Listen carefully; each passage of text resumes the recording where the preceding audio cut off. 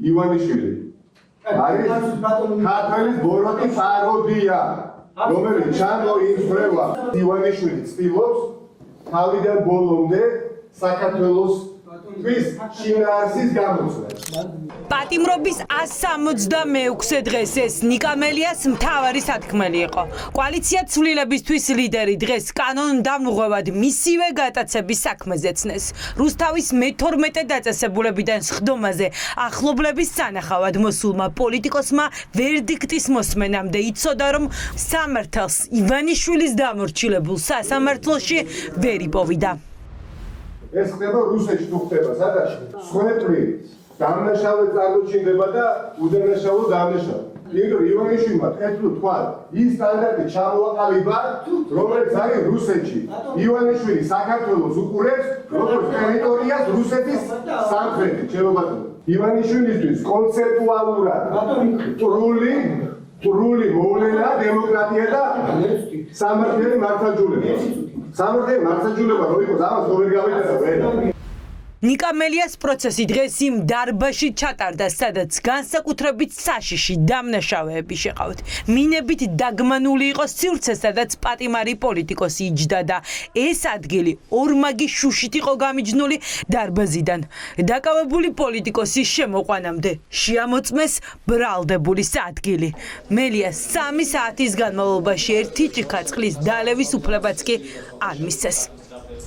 შეხვედრა შესაძლოა დაგომეცეთ ისედაც შემდგარი გაქვს წყალი და ჩემი წყალი მეც ვერ დაგიშავებდა ეს ერთი მეორე თავარს ვიტყვი რა აი სახელმწიფო მანდატურების უფროს ვერ უნდა ეხა ვკითხე წყალი რატო არ უნდა შევიტანოთ ხო და ძალიან გულწრფელად მიფასუხა და გეტყვით რომ ეს სასამართლო არის სადაც შენ მოხვედრიო, აქ იმედია. არ აქ სასამართლოა და ამ სასამართლოშიო ყველაფერი უნდა იყოს გაუმჭირვალეო. და წყალი როგორც ციხე არის გამჭირვალე ციხე. შესაძლოა დაშლილება შეტანდა. პოლიტიკური გადაწყვეტილების გარეშე მე ვერ გავიტაცებ და ჩემზე კარგად ხომ იცით. 50 ადამიანის სპეცოპერაციაზე რომ ვერ ჩამიტარებდა. ხომ კარგად იცით. 5 თვიანი იზოლაციის შემდეგ რეჟიმმა ნიკამელია დღეს პირველად გამოაჩინა და სასამართლოში მიიყვანა. წულუკიანის კომისიაზე გამოუცხადებლობისთვის დაჭერილი პოლიტიკოსი დღეს მოსამართლეს უყვებოდა, როგორ გაიტაცეს პოლიციელებმა ციხეში გაშვებამდე ერთი დღით ადრე, ლისის ტბის მიმდებარე ტერიტორიიდან. კითხვები მელიამ სრუმოწმე პოლიციელებს თავადაც დაუსვა. რამდენი პოლიციელი იყავით ჯამში ჩემი დაკავების დროს? სულ სამაკაცო დამაკავეთ? თქვენ და ორმა კიდე. ვიდეო კამერები რატო ჩამოგიჭეთ? ჩვენ ვიყავით 5-ი და მათ შორის მახდა 2 პირადი ცველი. მეორე ავტომანქანაში იდგა, 3 იყვნენ, მე და ბძოლი ჩემი მეგობარი 5-ი ვიყავთ. თქვენ ამბობთ რომ თქვენ და კიდე 2 ადამიანა ფიზიკურად ჩვენ 5 ადამიანი აბსოლუტურად უსაფრთხოდ მე მომერი გამკოჩეთ და შემაგდეთ მანქანაში. ჩვენსაც ამ ჩაკუჩი ვესროდი საერთოდ ადამიანს და წარმოუდგენელ უთითრობას აქვს ადგილი რასაც გადმოს მართლა და ანუ თქვენ გადმომიყარეთ ძალდატანები ხელბორკილებს სადამდი იქ ადრეზე ანუ ჩემი ნებით გამოგიშვირეთ ორივე ხელი ქებათა ორი სრუმოწმე პოლიცielis ჩვენებით გამოაცხადა ახალდანიშნულმა მოსამართლემ თორნიკე ქოჩქიანმა მელია კანონმდამღვევად. ადვოკატები ამბობენ, რომ ეს საქმე პრეცედენტულია და სასამართლომ დღეს მწვანე აუნთო მოქალაქის ნეიტრალური მოწმის გარეშე პასუხისგებაში მიცემას.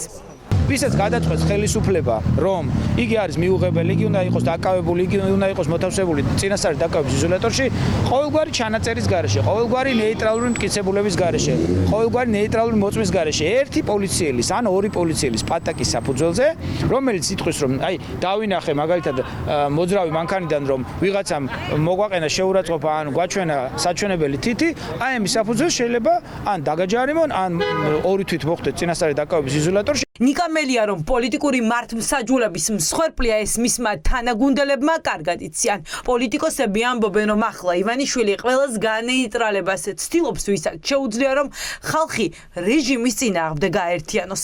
ერთადერთი რაც ჩვენს ხელ საქართველოს მოსახლეობის უმრავლესობის ხელთ არის დარჩენილი, ეს არის მასობრივი საპროტესტო აქციები მშვიდობიანი ქუჩაში. და ნიკას როლი ამ ნაწილში, რა თქმა უნდა, არის ძალიან მნიშვნელოვანი და მე არ მიყვარს, რომ რეჟიმს მისი ეშინია და ამიტომაც არის, რომ ამ 5 თვის განმავლობაში ნიკას მე 4 საქმე აქვს მეგონი აღძრული. ქართულ ოცნებას და ბიძინა ივანიშვილის ცდილობა ჰქონდა დიდი ხნის განმავლობაში, რომ ნიკა მელია გაეშავებინა, ეს ვერ შეძლო და ამის ძალიან კარგი მაგალითი არის ის პროცესები, რომელიც მიმდინარეობდა და ის მხარდაჭერა, რომელიც ნიკა მელიას ჰქონდა, ხომ? ველზე ნიკა მელია და ხალხთან არის პრობლემა ივანიშვილისთვის. ოპოზიციის ლიდერისთვის ეს ბოლო განაჩენი არ არის. მოსამართლის გაწუწვის საქმეზე ვერდიქტს სასამართლო 24 ნოემბერს გამოაცხადებს. ფორმალურად სასამართლომ შესთავაზა ნიკა მელიას ისარგებლო საბოლოო სიტყვა, ნიკა ამ პროცესზე მოსვლას არ აპირებს, დიდი ალბათობით 24-შივე იქნება განაჩენი. რა შეიძლება ამ სასამართლოდან რომ მოლოდინი გქონდეს, არანაირი ის რომ რამე ობიექტური განაჩენი იარსებებს, დიდი ალბათობით რამოდენიმე წელს ნიკა მელიას დაუმატებენ. წულკიანის კომისიაზე გამოუცხადებლობის საქმეზე დაპატიმრებულ პოლიტიკოს საპატიმროვა და 3 თვეში ეწურება.